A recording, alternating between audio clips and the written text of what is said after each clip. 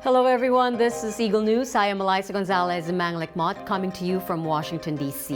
It is Saturday, November 6, 2021, here in the nation's capital. This week's stories.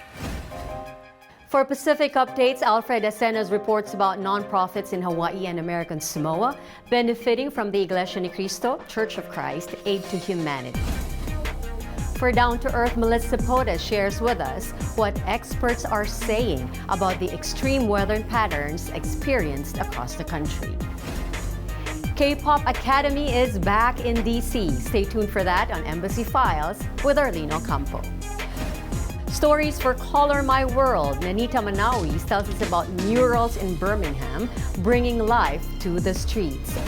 And today, Ashley Sakmar lets us tag along with her as she says hi to our friends in Toronto, Canada, where Fan Expo has returned.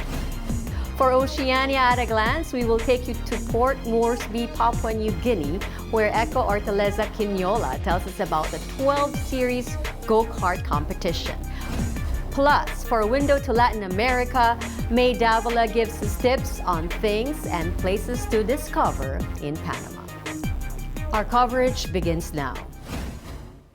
U.S. children ages 5 to 11 can now get the COVID-19 vaccine. This after U.S. health authorities gave the green light for the shot to find its way into the arms of the 28 million kids in the country that fall into the age group. On October 29, the U.S. Food and Drug Administration authorized the emergency use of the Pfizer-BioNTech COVID-19 vaccine to include children 5 through 11 years of age. A few days later, the Centers for Disease Control and Prevention supported the FDA's authorization, and it recommended kids of that age group be vaccinated with the pediatric vaccine.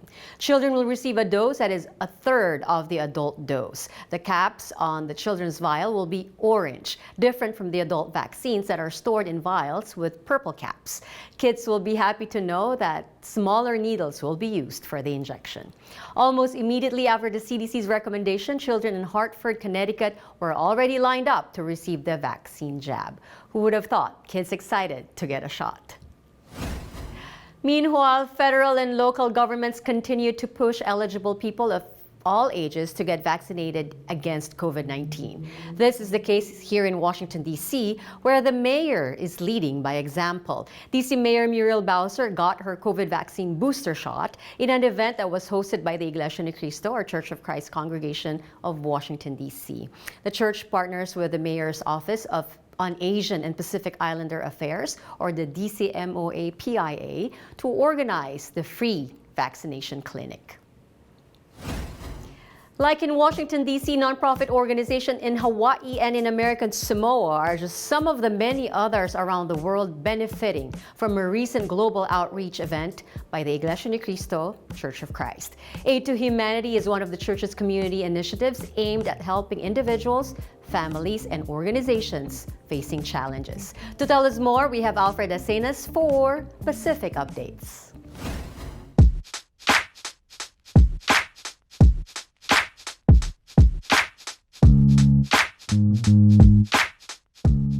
We're scared to ask for help because there's people out there that want to help, and you just have to believe in yourself.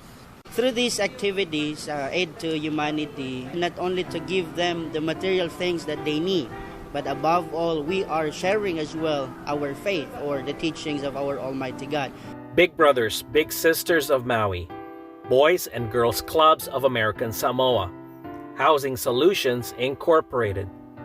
These are but a handful of nonprofit organizations that have been helping families and individual citizens in the last year and a half of the COVID-19 pandemic.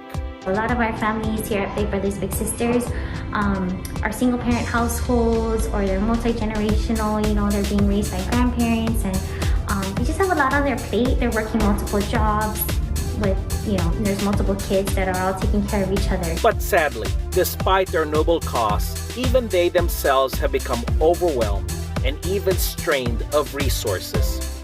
Enter the Iglesia Ni Cristo, or Church of Christ, whose members in Hawaii and American Samoa recently came to their rescue. Eagle News accompanied church members and officials on Oahu to a nearby housing community to see their outreach activity firsthand. Kahawiki Village, just outside Honolulu's International Airport, is the latest community to benefit from the charitable works of the Iglesia Ni Cristo Church of Christ through her Aid to Humanity program. This outreach means so much to us as staff, but especially our residents and our community, because we love to offer them any help and assistance that we can. And so I just heard about this outreach today, and I came out and I met everyone, and it was so amazing to see everyone work together and just go and interact with the community and get to know our residents, because again, we want everyone involved in our community, and it was so amazing to see everyone come together and work together for a similar goal. Housing community resident Chelsea, who used to be homeless, thanked both the community and the Church of Christ for continuing to assist those in need and even encourage others to benefit from these acts of kindness. I think that's awesome. You know, awesome that there are people out here that are still willing to do the acts of kindness, you know, because not so many people know about that, you know, because they only know of the struggle that they've been in for so long. To receive that kind of kindness and that there's people out there to help, you know, that's really awesome, you know. As these nonprofits receive some boost in morale from the INC, they in turn pledge to continue their service to their communities regardless of the hardships that may come their way. We're constantly adapting our COVID-19 protocols because we fall under national headquarters of Boys and Girls Club of America, which is in Atlanta, Georgia. We're one of 4,000 clubs worldwide, so we have to make the adaptations in accordance with our local laws. And just like in prior outreach events, the Iglesia Ni Cristo once again drew the attention of the local media. The Church of Christ is giving back to the community in a big way through its Aid to Humanity program. Church volunteers this week distributed care packages to low-income families. The care packages went out to families on Oahu, along with the outer islands and American Samoa. Church leaders say the goal of the project is to promote goodwill, love, and appreciation for communities and make a positive and spiritual impact through acts of kindness. Any support that we've are given, especially from Church of Christ right now, is really appreciated. And as we commemorate the birthday of our beloved executive minister, Brother Eduardo V. Manalo, the main reason why we are having this activity is to help our fellow men to know God, to know the true God, and that is by sharing to them our faith. Reporting from Honolulu, Hawaii, I'm Alfred Acenas, Eagle News. We live in interesting times. Mahalo, Alfred. What are experts saying about the extreme weather patterns worrying not just the country but also the many other nations around the world? For Down to Earth, Melissa Potes reports.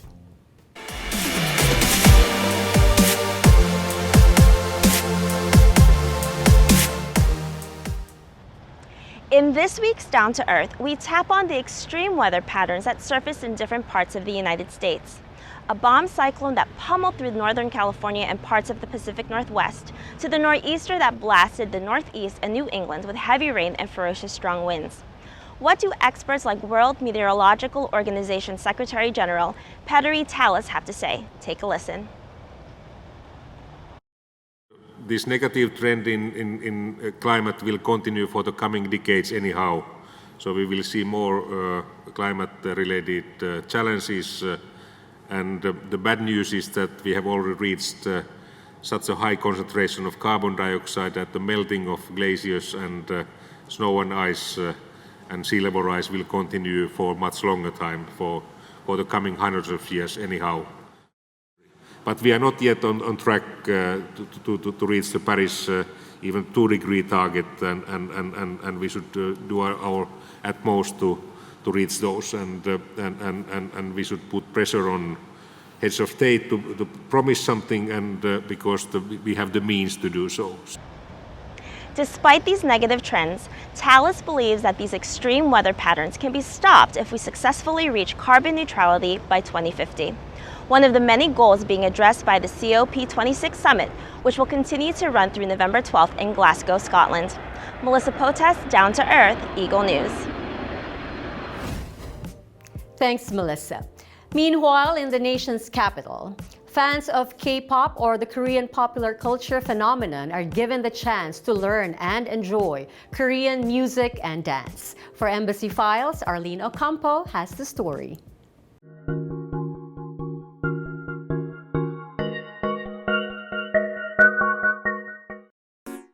Professional dance trainers in Korea are leading the classes of this year's Kpop Academy DC. Participants are engaged in a 3-week dance training and cultural exploration program. This allows the fans to live the excitement of this phenomenal Korean pop culture in front row seats. Besides learning the moves and sounds of the ever-popular K-pop music, fellow fans also have a chance to experience how things work in the music industry. The program aims for participants to experience traditional Korean culture through workshops, allowing them to better understand Korea as a whole. Dance classes are currently being held both in person and virtually. In person at the Korean Cultural Center here in Washington, D.C., and also live online as well. Korean cultural centers around the world have hosted Kpop Academy into a global program throughout the years. Fans of diverse nationalities are given the chance to experience the Korean culture through dance and music. Anyone can join the Kpop Academy as long as you have the desire to learn. Stay tuned to our next report from the nation's capital. Arlene Ocampo, Embassy Files, Eagle News. Thanks so much, Arlene. From music and dance, let's feed our eyes with visual art. In Alabama, Nanita Manawis shows us around Birmingham, where murals give life to the city. Here's this week's Color My World. More than just a pretty backdrop for selfies, public art can tell a story of a society and its cultural identity, while also making a powerful statement. Today, we will discover some murals and landmarks iconic to the city of Birmingham, the most populous city in the state of Alabama. Our first stop, the most Instagrammable spot, which bears Birmingham's most popular slogan and speaks of its hospitality. A great place to snap a photo and let your followers know that you're in the Magic City. Next is the Theatre District Mural, which celebrates Birmingham's arts and music. Each panel is painted in the 7 colors of a television broadcast signal and depicts music icons and famous celebrities. The Vulcan is a cast iron statue and considered to be the city symbol of Birmingham. This mural provides different silhouettes and vivid colors of the Vulcan, which is also probably the city's most favorite Iron Man. Know your history is the simple and powerful message of this mural, and to know Birmingham's history is to remember the forces that helped shape the city, 4 of which are featured on this painting. This painting shows the Birmingham Pledge, a statement of principles recognizing the worth of an individual, regardless of his race or of his color. The Wings of Avondale mural gives everyone, big and small, the wings to let his imagination fly. If you pass by this road, surely there is a pair of big eyes watching you.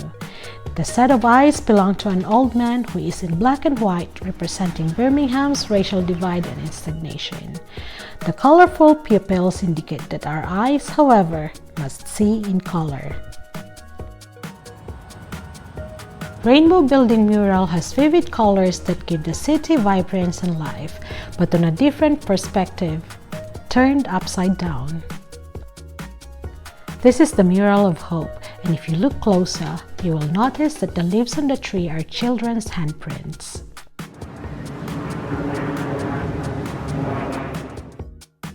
One of the hot spots in Birmingham is the light rails.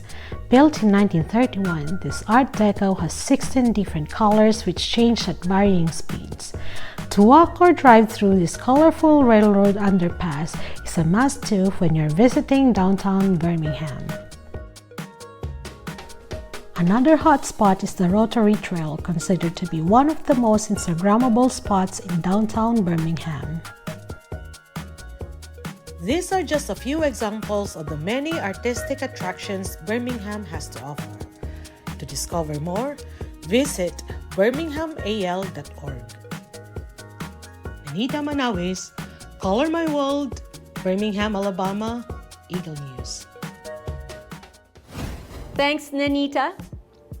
After a brief hiatus because of the pandemic, Fan Expo returns to Canada with safety regulations as simple as keeping your distance from others, one lightsaber apart. As the Sakmar reports. On October 22 to 24, Fan Expo has returned to Canada. Held at its usual location, the Metro Toronto Convention Centre in the city of Toronto. The comic, sci-fi, fantasy, and cosplay-centered event, usually held annually, fell through in 2020 during the first year of the COVID-19 pandemic. As regulations ease up and the numbers drop within the country due to the increase in vaccinations, fans are now able to participate in the 3-day Fan Expo Canada limited edition event. The annual event caters towards comic, sci-fi, and fantasy fans who, through the event, are given the opportunity to cosplay and dress up as characters from their favorite comics, TV series, and movies. The 2021 limited edition event focused on COVID-19 safety measures and regulations, ensuring the safety of all fans, celebrities, and staff. On top of mandatory vaccination requirements, all participants were reminded to bring their own hand sanitizer, practice physical distancing with an aim to keep at least one lightsaber apart from others, and replacing hugs and handshakes with elbow bumps, air high fives, and Vulcan salutes.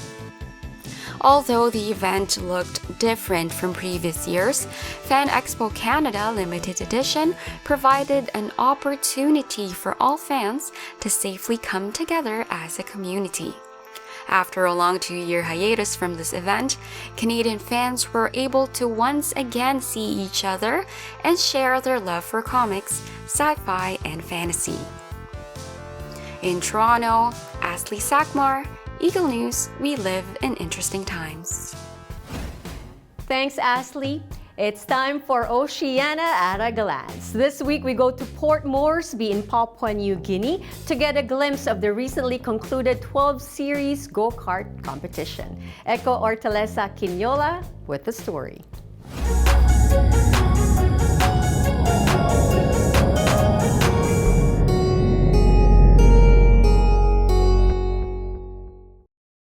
The conclusion of the 12 Series Go Kart competition in Papua New Guinea was witnessed at ATS Defense Force hangar in 8 Mile Port Moresby.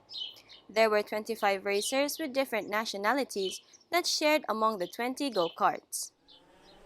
Qualifying seasons from normal to fast lap was shown by the racers who also showcased their adeptness in drifting and shifting. They kept an eye on the racing line and managed to carefully accelerate from a wider point of track to hit the apex of the curves. They drove fluently and did some abrupt changes of directions. The go-kart racers during the race had several reasons to be satisfied, jubilant, and energized, though the game was tough and heart-tugging. Filipino racer and owner of Digital Billboard, Ray the Hawk Sokan, earned 373 points, which adjudged him as the champion.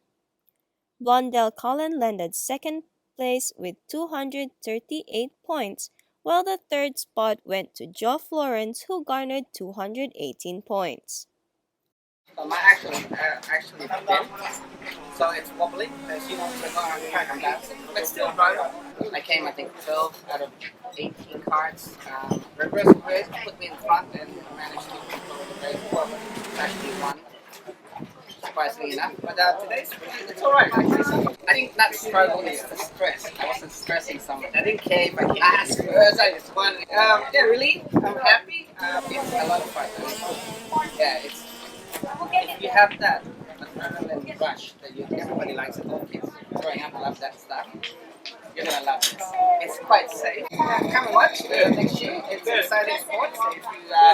If you have the time, it's really fun for the whole family. But I think next year it's gonna be bigger and better. Thank you. The awarding ceremony was held at the La Mana Hotel. It was a remarkable night for all the racers who received their titles and trophies. The competition was sponsored by Money Plus and Digicel PNG Limited. This was led by Go Kart PNG Club President and La Mana Hotel Manager, Yanis Nicolo. The Papua New Guinea Go Kart Club is promoting this sport to those who are interested to join them. Looking forward to 2022 Go Kart race competition. Who knows, you might be the next champion. Ecco, Hortaleza, Quiñola, Oceania at a glance, Eagle News. Thanks, Ecco, and congratulations to Ray the Hulk Sokan, this year's Papua New Guinea 12 Series Go Kart champion. Now we're off to Panama, where May Davila will share with us some tips on things to do and places to see there. Here's this week's Window to Latin America.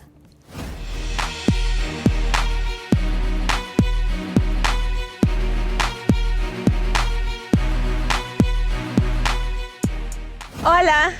Welcome to Window to Latin America, where we will take you to places to experience the culture through the eyes of locals.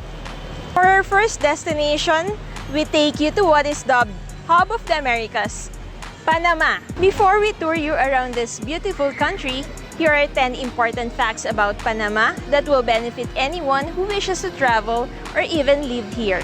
Panama is the southernmost country in the continent of North America. It is an isthmus or a thin strip of land that looks like a bridge. It connects Costa Rica in North America and Colombia in South America. It is so thin that you can travel from its Atlantic Ocean side to its Pacific Ocean side in less than 2 hours when there is no traffic. Panama uses the US dollar as its currency. Don't get confused when you see the Balboa sign on the price tags because it only exists in coins that circulate around the country along with US dollar coins. Spanish is Panama's official language, so brush up on your Spanish before coming here because not a lot speak English here. Panamanians are generally friendly and welcoming people. They are very patient and helpful to foreigners who cannot speak Spanish. Panama is a country with one of its 10 provinces, also called Panama. Here you can find the country's capital, Panama City. So don't get confused when you look up the address of hotels or places you want to visit. Panama only has 2 seasons, wet and dry. It is hot here all year round, but during the wet season in the months of May to November, always wear lightweight, comfortable clothes. Be prepared, however, with an umbrella or rain gear because the weather can be very unpredictable. Panama is the only national capital city with a rainforest within its city limits. Panama City's rainforest, the Parque Natural Metropolitano, is the second largest in the Western Hemisphere. One of the most expensive and sought-after coffee variety in the world, the geisha coffee, is grown in the Chiriquí province of Panama. A pound of it was sold for more than $1,000 at an auction in 2019. Taxis can be pricey here in Panama, especially for foreigners. We suggest you use the Uber app or the more affordable and more popular around here, the InDriver app. If you're adventurous, you can also use public transportation. Panama has a good transportation system. Panama City has local buses as well as new subway system. You should definitely try riding the Diablo Rojo, the brightly painted and loud public buses in the outskirts of Panama City. To get out of town, the country also has an extensive bus system with cheap long-distance buses that go to most parts of the country. Just head to the last metro train station, Albrook, to find the buses going to the different provinces and even to the countries up north like Costa Rica. The Panama Canal is the most famous tourist attraction in Panama. It is a must to see this engineering wonder when you come here. That's why on our next feature, we will be taking you on a tour to the Miraflores Locks Activity Center of Panama Canal. May Davila, Window to Latin America, Eagle News. Thanks, May. Thank you for watching. Follow us on YouTube, Facebook, and Twitter at Eagle News. I am Eliza Gonzalez, Manglik Mot. Till next time.